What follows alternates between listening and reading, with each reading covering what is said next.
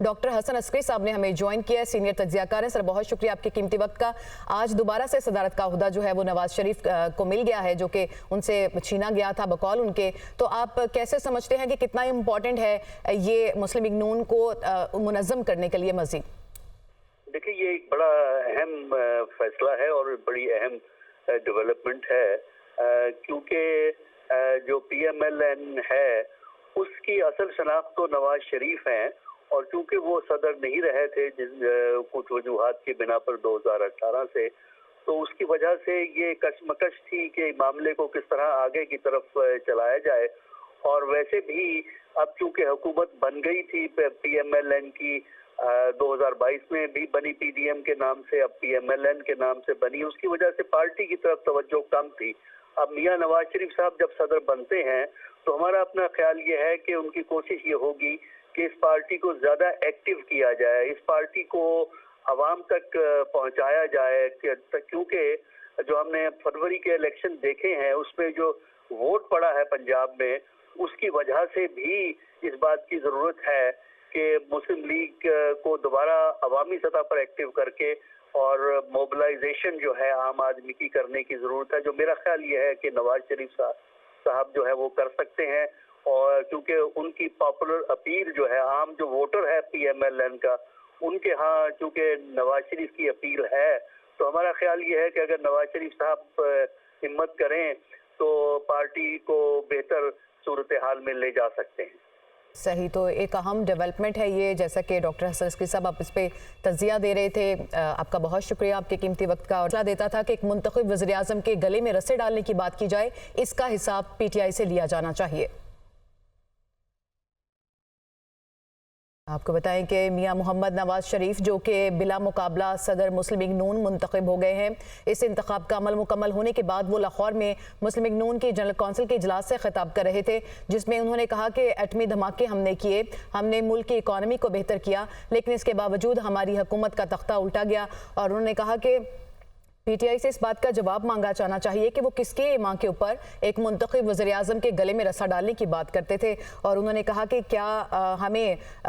उन्होंने कहा कि इस वक्त जो है वो मुबारकबाद पेश करता हूं मैं CM पंजाब मरीम नवाज़ को और शहबाज शरीफ जो कि वज़ीर आज़म हैं उनको मुबारकबाद पेश करता हूं कि उनकी काविशों की वजह से पाकिस्तान में महंगाई कम होना शुरू हुई है और आम इस्तेमाल के जो अशिया हैं वो दोबारा से अवाम की कुव्वत ख़रीद में आना शुरू हो गई हैं। साथ ही साथ उन्होंने पार्टी रहनुमाओं से ये अहद लिया कि अब चूँकि वो दोबारा सदर मुंतखब हो गए हैं और पार्टी की जो मुनज़्ज़म करने का काम वो शुरू करेंगे, तमाम रहनुमाओं से उन्होंने कहा कि वो उम्मीद करते हैं कि वो इस काविश में उनका साथ देंगे। आपको बताएं कि मुस्लिम लीग नून की ये जनरल कौंसिल का इजलास है जिससे मियां मोहम्मद नवाज शरीफ खिताब कर रहे थे।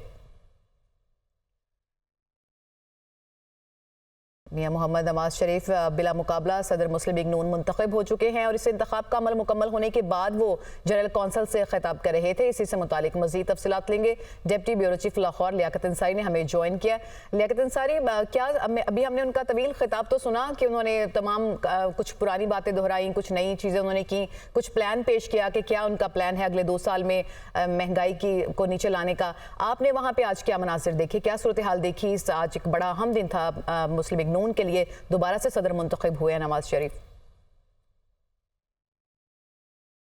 बिल्कुल, आज जनरल कौंसिल के इजलास में पाकिस्तान भर से मुस्लिम नून की क़यादत, जो मरकज़ी क़यादत, सूबाई क़यादत, ज़िले सतह की क़यादत, तहसील इवन टाउन सतह की क़यादत यहाँ पर पहुँची है। और इस जनरल कौंसिल के इजलास में 2500 से ज़ायद लोगों ने जो है उस फैसले की तौसीक़ की जिसमें उनके कागजात नामजदगी के मुकाबले में कोई शख्स नहीं आया और उन्हें बिला मुकाबला पाकिस्तान मुस्लिम नून का सदर नवाज शरीफ को मुंतखब किया गया। तो आज जनरल कौंसिल ने जो है इसकी मुतफ़िका तौर पर तौसीक़ की। इस मौका पर एक करारदाद पेश की गई जिसमें नवाज शरीफ की खिदमात को खराज तहसीन भी पेश करते हुए उन्हें आइंदा के लिए पार्टी सदर मुंतखब किया गया। तकरीबन 6 साल के वक्फे के बाद जो है वो एक अदालती फैसले के नतीजे में वो पार्टी सदारत के लिए नाहिल हुए थे। तो उसके बाद 6 साल जो है वो शहबाज शरीफ पार्टी के सदर बने और उन्होंने पार्टी को चलाया। तो आज नवाज शरीफ ने एक तरफ शहबाज शरीफ की उन खिदमात को सराहा कि जो उन्होंने पार्टी को मुनज़्ज़म करने के लिए की, जो उन्होंने भाई के साथ वफा करते हुए खड़े रहे और आज अमानत वापस लौटाई। उन्होंने इस बात का एतराफ़ किया दिया कि नवाज शरीफ और शहबाज शरीफ के दरमियान दरारें डालने की बहुत साजिशें हुई, लेकिन शहबाज शरीफ ने वफा निभाई और एक अच्छे भाई की तरह उन्होंने पार्टी को भी संभाला और ख़ानदान के एक रिश्ते को भी निभाया। अगर आज बात की जाए तो नवाज शरीफ ने बहुत सख्त तनकीद करते हुए उस वक़्त के चीफ जस्टिस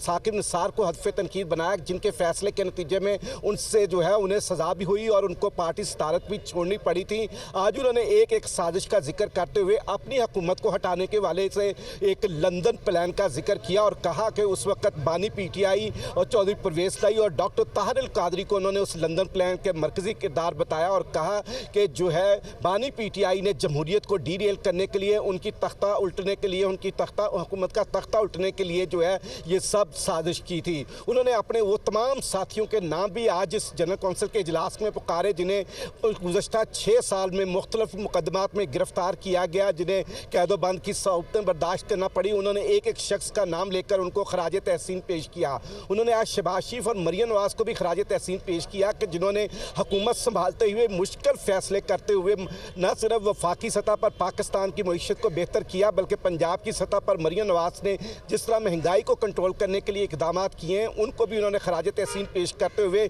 दोनों को एक बार फिर तलकीन की कि अल्लाह ताला की ज़ात ने इक़्तिदार में उन्हें लाकर उनका हाथ पकड़ा है और उन्हें मज़ीद काम करना है, मज़ीद डिलीवर करना है, मज़ीद महंगाई को कम करना है। नवाज शरीफ ने आज अपने पार्टी के तमाम कारकुनों से, जनरल कौंसिल के अरकान से एक अहद भी लिया है कि अब अगर मुझे पार्टी का सदर बनाया तो हमने मुल्क भर में पाकिस्तान मुस्लिम यूनियन को दोबारा से मुनज़्ज़म करना है, दोबारा से फ़ाल करना है, दोबारा से उनकी तकरीर भी सुनी है। उन्होंने काफ़ी जो है ये सारी बातें उन्होंने जिक्र किया, कुछ साजिशों के जिक्र किए, कुछ जो उनके ऊपर उनके बकौल जुल्म हुए उनका जिक्र किया, कुछ अपने प्लान्स बताए और अभी आपने भी मंजरकशी की कि आज जो जनरल कौंसिल का इजलास था उसकी सूरत हाल। थोड़ा सा आगे बढ़ते हैं, ये बताएगा कि अब चूंकि सदर मुंतखब हो गए हैं तो अभी बार बार मुनज़्ज़म करने की भी पार्टी को बात हो रही है, तो प्लान क्या है, कैसे आगाज करने जा रहे हैं, प्लान ऑफ एक्शन क्या है मुस्लिम लीग नून का इस हवाले से?